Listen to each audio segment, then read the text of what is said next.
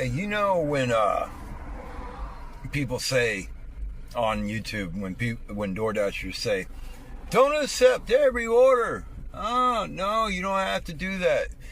Listen, guys, you guys are spreading a myth to other communities out there. That might work in your market if you live in a big market, but not all of us live in a big market.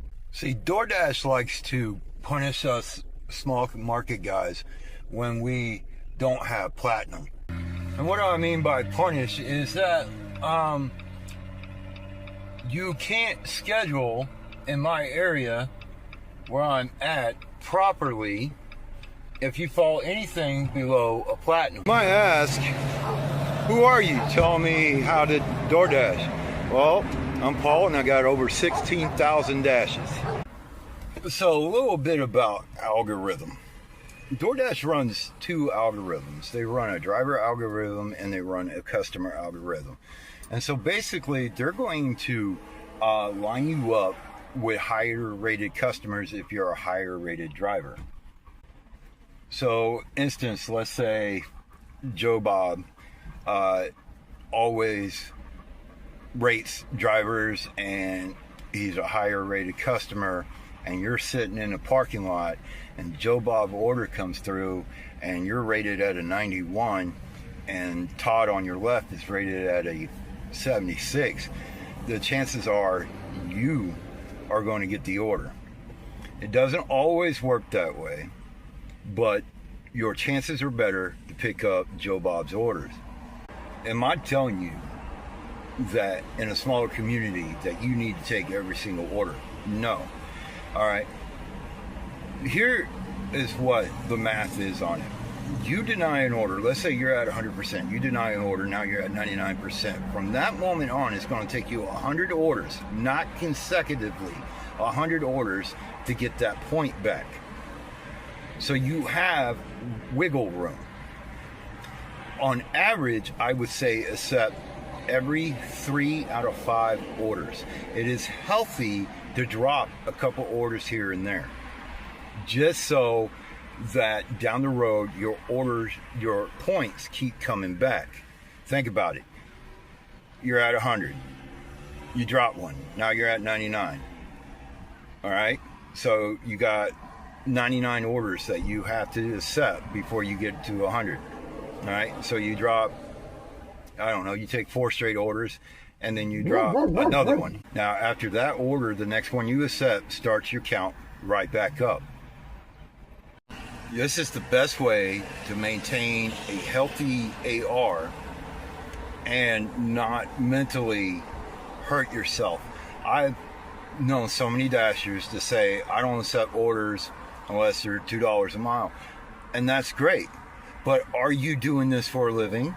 Or are you doing this to supplement your income? Is this something that you do during your time off when you're bored at home, or are you out there trying to push and make money?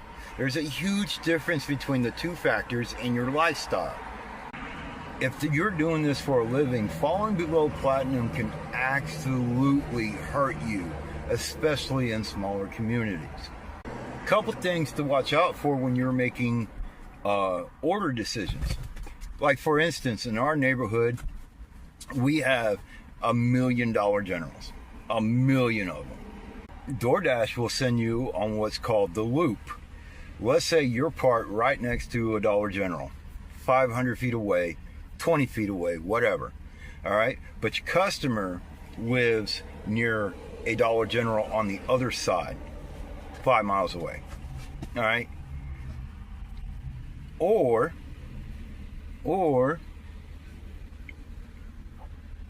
you're getting a Dollar General plus a Little Caesars, and the second customer lives back where you originally started from.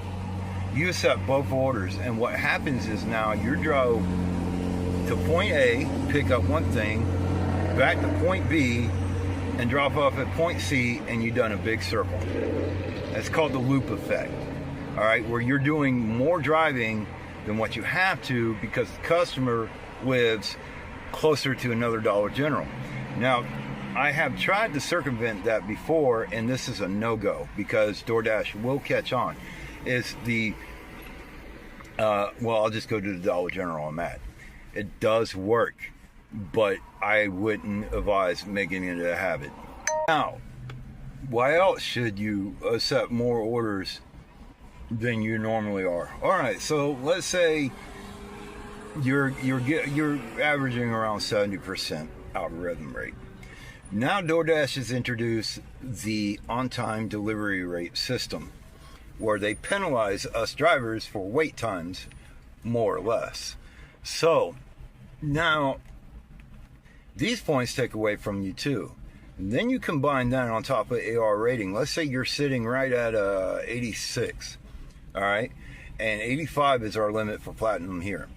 Let's say, Little Caesars took 15 minutes to get an order out. And now, if you have the limit for exceptions and you can't fight that order anymore, now you're stuck at an 84 because you had to wait extra time to deliver.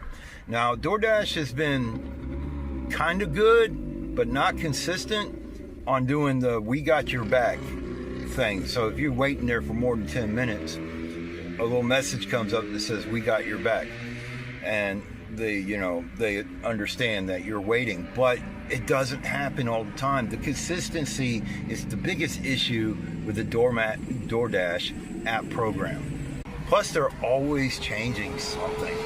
Always. Speaking of which, let's talk about the Top Shopper program. Now, the literature says that you can earn 30% more on orders if you're a top shopper. You know what that means? That means they're going to send you a longer distance for an order and basically say, yeah, we gave you 30%, but how do you know? How do you know that you got 30% more? You don't. You have to take it on good faith.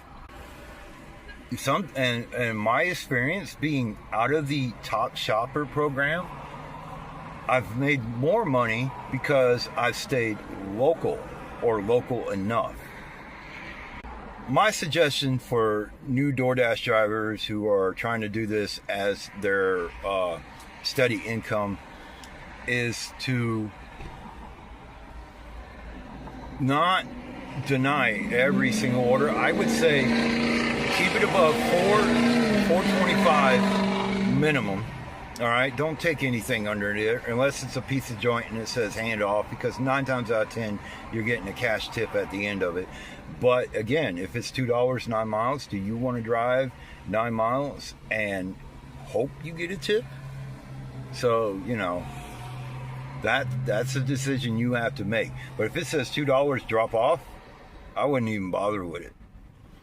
Another suggestion I would put out there is don't always look at the map and wait for the red. Sometimes going out when it's gray means there's less drivers and less competition for you. Think about it. Red, everybody and their grandma is going to come out and try to get orders. Gray, more people are going to be like, So, should you DoorDash for a living? Would you recommend DoorDash for a living? No. Unless you like swollen feet, bad health habits, no social life, dedicating hours of your day, beating up on your vehicle, paying for gas 2 or 3 times a day. If you like that stuff, by all means, go for it. I've gotten myself into a work-life habit. I find it extremely hard to get out of now. I'm not making any excuses for myself. It is what it is.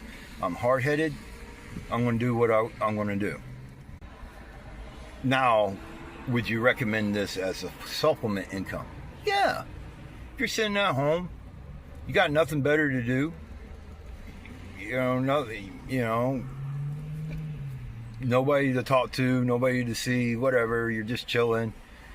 Go out and make yourself a little bit of money. as long as you got income to back up what you're doing, so you know you're not going out there and making $30 and spending $15 in gas and then only made $15. But ultimately, the best thing you can do is do what you feel comfortable doing. Don't listen to me or any other YouTuber tell you how to DoorDash. There is no magic. There is no secrets. There's big markets, small markets, and algorithm training. That's all there is. That's all there is to it. All right. Thank you for watching. Please like and subscribe, and I'll see you next time.